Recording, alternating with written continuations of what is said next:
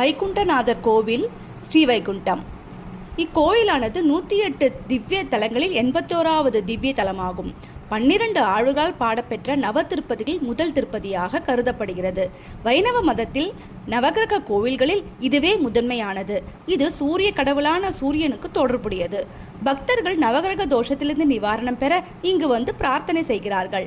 திருநெல்வேலியிலிருந்து 22 kilometre தொலைவில் உள்ள ஸ்ரீவைகுண்டம் என்ற இடத்தில் இக்கோவில் அமைந்துள்ளது. மூலவர் வைகுண்டநாதர்.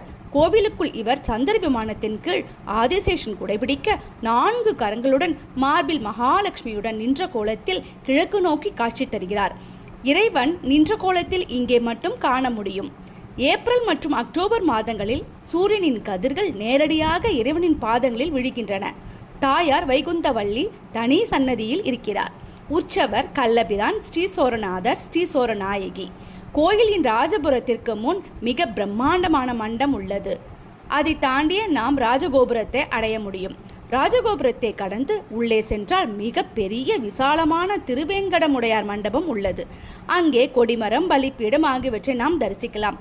இடதுபுறத்தில் ஒரு அழகிய மண்டபம், வலதுபுறத்தில் திருவேங்கடமுடையார் சன்னதியும் உள்ளது. கோவிலுக்குள் கிருஷ்ணர், லட்சுமி நரசிம்மர், மணவாள மாமுனிகள், 12 ஆழ்வார்கள், ராமர் ஆகியோரின் சன்னதியும் வடக்கே பரமபத பாசலும் அமைந்துள்ளது. வைகுண்டநாதருக்கு பால்பாண்டி என்ற பெயரும் உண்டு. இங்கு சித்திரை மாதம் கொடியேற்றமாகி 10 நாட்கள் பெருவிழா நடைபெறும்.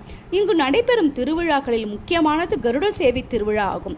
இவ்விழா தமிழ் மாதமான வைகாசியில் ஒவ்வொரு ஆண்டும் நடைபெறுகிறது. வைகுண்ட ஏகாதசியின் போது உற்சவமூர்த்தியை அர்த்த மண்டபத்திற்குள் எடுத்து சென்று கருவறை மூடப்படும். பூஜைக்கு பிறகு சன்னதி கதவுகள் மங்கள ஹார்த்திக்காக சில நொடிகள் மட்டுமே திறக்கப்பட்டு மீண்டும் மூடப்பட்டுவிடும். இந்த குறுகிய காலத்தில் இறைவனை தரிசிக்கும் பக்தர்கள் முக்தி அடைந்து வைகுண்டம் அடைவார்கள் என்பது நம்பிக்கை. இக்கோவில் திறந்திருக்கும் நேரம் காலை 7:30 மணி முதல் மதியம் 12 மணி வரையிலும், மாலை 5 மணி முதல் இரவு 8 மணி